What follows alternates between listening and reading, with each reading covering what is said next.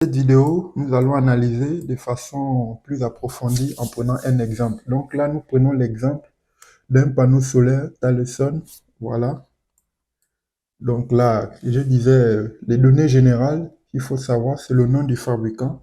Donc vous avez le nom du fabricant, Thaleson, comme données dans les données générales. Donc après, vous avez quoi? Le modèle de la référence. Donc voilà, vous avez le modèle Bipro TM. Bon, ça c'est le modèle Bipro. Là, vous avez la référence TM 7G 54M 108 cells. Donc ça, c'est le nombre de cellules qu'elle constitue. Donc, et puis là, vous avez aussi, voilà, le type de technologie. Voilà, 116 BB Halfcut. Bon, type N, bon, je pense que c'est du polycristallin en full black. Donc voilà ce qu'il faut savoir pour les données générales. Le nombre de modules sont à 108 et c'est très important à savoir, et il faut savoir que vous pouvez retrouver toutes ces informations, voilà, ici également. Voilà, exactement. Donc là, on va passer à maintenant ce qu'on appelle, voilà, le deuxième point, qui sont les données électriques. En dehors des données générales, il y a aussi les données électriques. Mais avant de savoir, d'analyser les données électriques, il faut lire ici. Vous allez remarquer que le panneau solaire a été, les tests ont été effectués dans ce qu'on appelle les conditions standards de test. Donc les STC, ce sont les conditions normalisées qui ne sont pas tout à fait représentatives de la réalité du terrain, mais qui ont pour mérite, voilà, c'est une façon de normaliser pour que chaque fabricant de panneaux solaires, où qu'il se trouve, utilise la même nomenclature, quoi. Donc, elle exige que l'irradiation soit de 1000 watts par mètre carré, la température de la cellule, par exemple, soit à 25 degrés, et le coefficient AM, R mass, soit à 1,5. Donc, ce sont des conditions de laboratoire qui ont été normalisées. C'est pas des vraies conditions. À cause de ça, vous avez aussi les conditions MOT qui sont ici. Donc, qui, eux, ils décrivent encore une réalité plus approfondie, quoi. Mais pour le dimensionnement des panneaux, moi, j'utilise ça. Donc, on va plus se concentrer sur ça. Mais il faut savoir que vous avez les conditions STC et les conditions NMOT.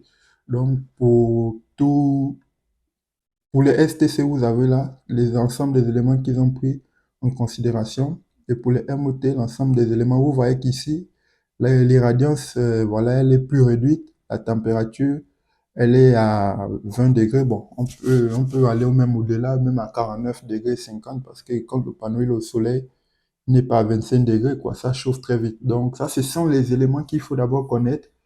Voilà, parce que l'irradiation, par exemple, lorsqu'elle a 1000 watts par mètre carré, le soleil, c'est pas, voilà, le panneau n'est pas toujours exposé à ça, quoi. Lorsqu'on parle aussi des températures des cellules à 25 degrés dans les conditions STC, voilà, tout ça, c'est un peu utopique.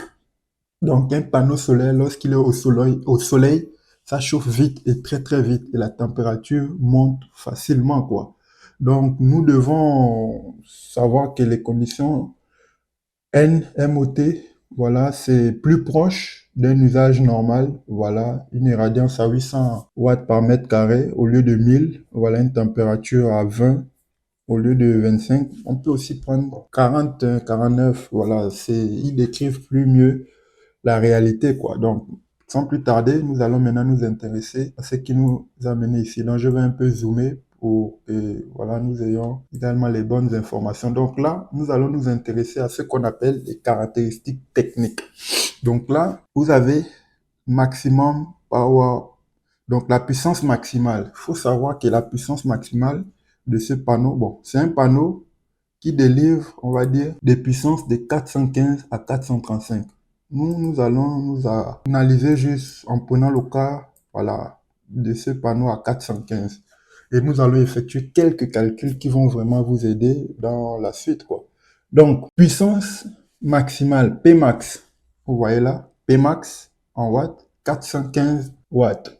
On va dire que c'est la puissance produite par le panneau solaire lorsque toutes les conditions sont réunies. Donc, il faut également l'avoir comme une puissance nominale du panneau solaire, quoi. Donc, c'est un peu ça. Après, vous avez le VMPP. Donc, VMPP, c'est, on va dire quoi? C'est la tension au point de puissance maximale. Elle est de 32,29 volts. Cette tension au point de puissance maximale d'un module solaire sous les conditions STC. C'est très important à ne pas oublier. Et ici, vous avez le IMPP qui est de 12,86 ampères. C'est le courant maximal à la sortie du générateur qui tient compte des conditions STC.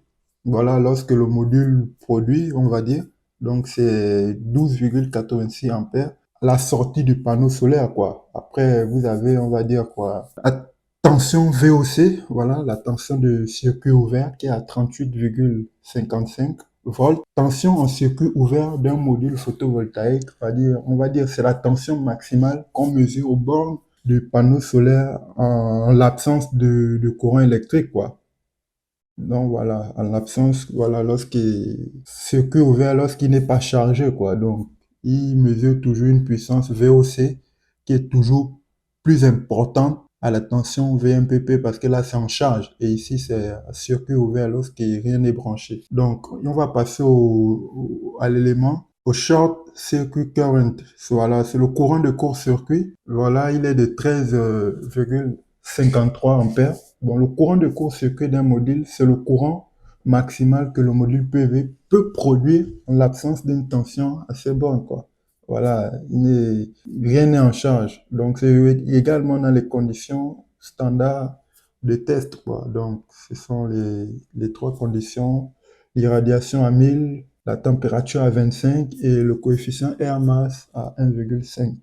Bon, le coefficient air mass, faut dire que faut voir ça de façon visuelle, mais de façon physique, on va dire, c'est dans les nuages ou les différentes couches de l'atmosphère, on s'est arrangé à dire que, par exemple, il y a une bande de l'atmosphère qu'on considère à 1,5 km sur le long et sur la largeur, quoi. Sur le long à 1,5 km, dans laquelle tous les différents rayons seront homogènes, quoi.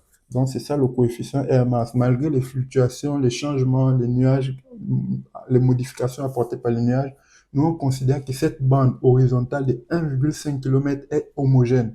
Donc, c'est un peu ça. Et le dernier élément ici, dans les conditions électriques, dans les caractéristiques électriques, c'est le rendement. Il est à 21,30%. Il faut savoir que le rendement est le fruit du calcul de la puissance que divise en, on va dire, la surface des cellules, quoi. Donc, le panneau solaire n'a pas, ça n'a pas trop d'intérêt, quoi. Vu que le panneau, il est là, bon, il y a un intérêt quand même. C'est un rendement, ça veut dire que toute l'énergie solaire, la puissance luminaire, exprimée en lumen reçue par un panneau solaire, on ne peut convertir au maximum 21%, quoi. Bon, pour ce type de technologie, pour ceux qui ont fait, par exemple, les cours de semi-conducteurs très, très poussés, il faudrait savoir aussi que là-bas, un petit rappel, il y a ce qu'on appelle la limite de Shockley-Kaiser. Donc, qui dit que les rendements maximum d'un panneau solaire a une certaine limite, quoi. Pour dépasser cette limite, il faut passer, par exemple, par les panneaux qu'on appelle les hétérojonctions. Donc, ça, c'était juste à titre de rappel, quoi. Donc, mais il y a aussi un élément, par exemple, que le fabricant peut nous ajouter, des fois il n'ajoute pas, c'est ce qu'on appelle le courant de retour, quoi. Donc, le courant inverse admissible qui peut circuler dans le panneau solaire. Il ne donne pas ça souvent, mais lorsqu'il n'est pas donné, on peut s'arranger à l'encadrer, quoi. Donc, on peut l'encadrer avec, par exemple, IOC, ISC max, IXC min, et voilà, deux fois ISC dans les conditions standards. Bon, on verra ça un peu plus après, mais bon, là, il n'est pas donné. Bon, là, il y a quelqu'un qui sonne, je vais mettre une pause et puis on va... Voilà, là, je disais, souvent, il y a ce qu'on appelle le courant retour qui peut circuler dans les panneaux solaires. On l'appelle IR, il est souvent donné, mais certains fabricants ne le donnent pas. Et lorsqu'il n'est pas donné, c'est pas grave, on sait comment travailler sans ou bien l'approximer, quoi. Mais c'est très, très important, cette donnée aussi. Il nous permet, par exemple, de déterminer le nombre. Il est utile pour le calcul des dispositifs de sécurité, déterminer aussi le nombre d'éléments qui seront en parallèle, le nombre de dispositifs, des chaînes de panneaux solaires qu'on peut mettre en parallèle sans protection. Ça, c'est les parties un peu du dimensionnement qui sont très très avancé, mais voilà, c'est bien à savoir. Donc voilà un peu. Donc là, on aura ce qu'on appelle les... Par exemple, là, vous avez aussi d'autres conditions, c'est très très important aussi. Voilà, vous avez par exemple 1500 volts DC, ça veut dire que les panneaux solaires là, lorsqu'ils sont, on peut atteindre un nombre de panneaux solaires de 415 kW, on peut mettre jusqu'à obtenir une chaîne qui nous produit 1500 volts côté DC, quoi. Donc ça, c'est la limite toujours de la basse tension. Donc voilà, côté DC 1500 volts, ça passe. Donc là, on a aussi les conditions de test de fonctionnement de notre panneau solaire. Donc il peut fonctionner à moins 40 degrés et à plus 85. C'est très très important. Donc il est de classe 2 et puis voilà un peu tous les éléments aussi à savoir.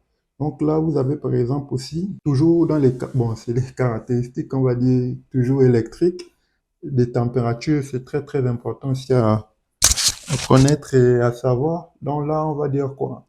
Nous avons le coefficient de température de la puissance Tmax. Il signifie quoi? On va dire quoi? C'est lorsque la température des cellules augmente, par exemple de 1 degré, donc vous avez un moins ici, ça veut dire que la puissance Pmax de notre panneau solaire, il diminue de 0,29% par rapport à une baisse de 1 degré ou une augmentation de 1 degré. Donc, on va dire que pour ce coefficient de température pour la puissance max, qui est de moins 0,29, pour ce panneau solaire, pour les autres panneaux, ça peut changer, hein. Donc, là, on analyse un seul panneau solaire, mais la manière dont il sera analysé, ce sera comme ça pour les autres panneaux solaires de façon générale. Donc, ce moins 0,29%, il signifie quoi? Ça veut dire que lorsque la température de la cellule va augmenter de 1 degré, notre puissance maximale pour le module utilisé va diminuer de 0,29%, d'où le moins.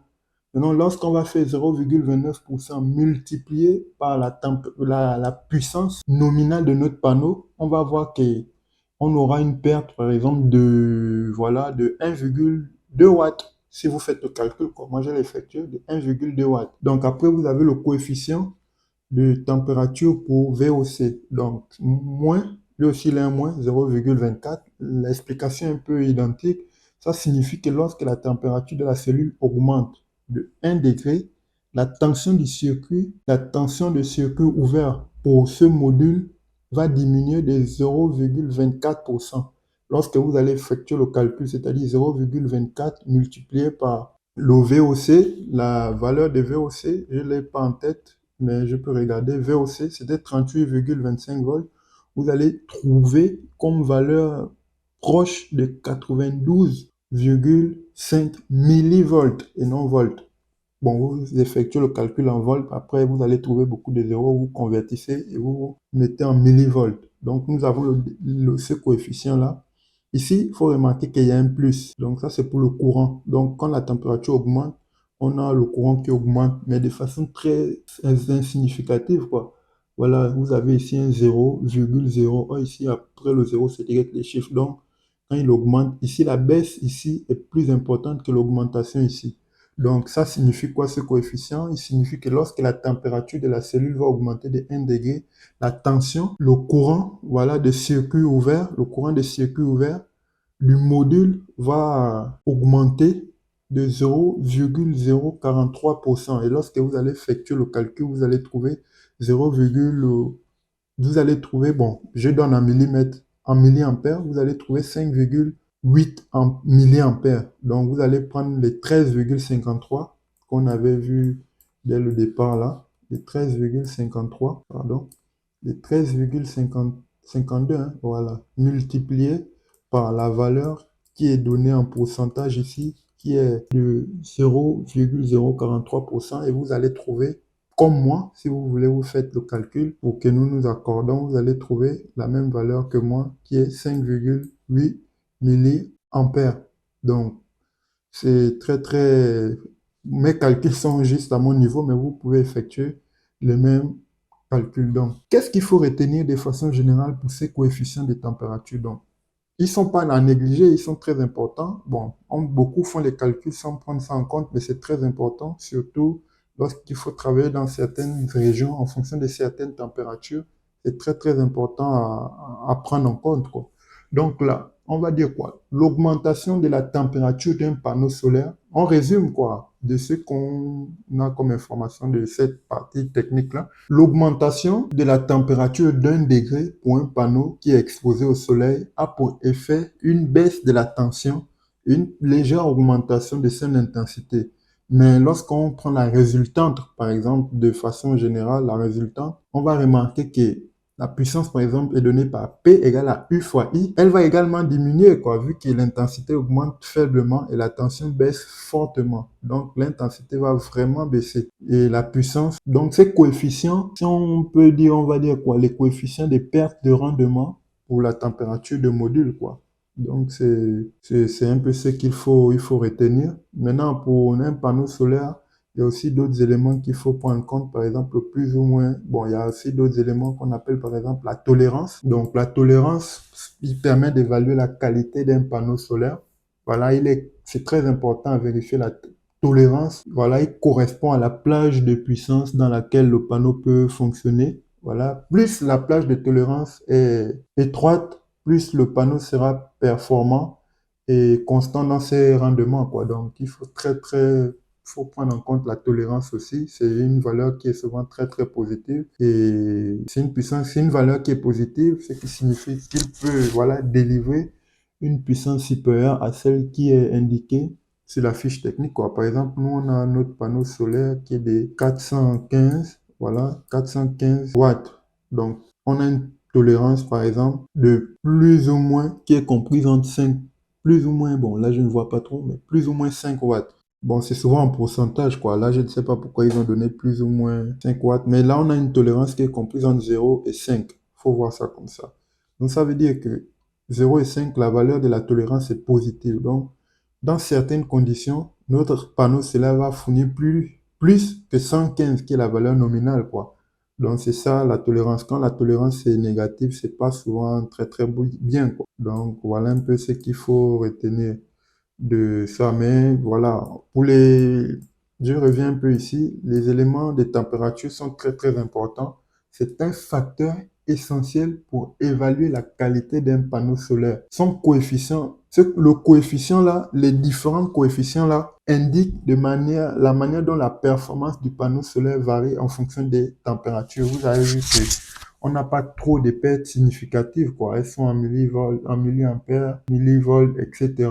Bon, au niveau de la puissance, comme c'est 0,29%, c'était une valeur quand même un peu élevée. Surtout que là, on a pris une variation de un seul degré, quoi. Donc, c'est un peu ça. Mais ce qui est bien, ça fonctionne aussi dans l'autre sens. Quand la température augmente, on a une perte. Mais quand la température diminue, vous avez l'opposé de tout ce qui est là. C'est-à-dire quand la température va diminuer de 1 degré, la puissance va augmenter. Donc quand la température ici va diminuer, ici, ça va augmenter la performance. Donc c'est un peu ça les petites subtilités il faut connaître, quoi.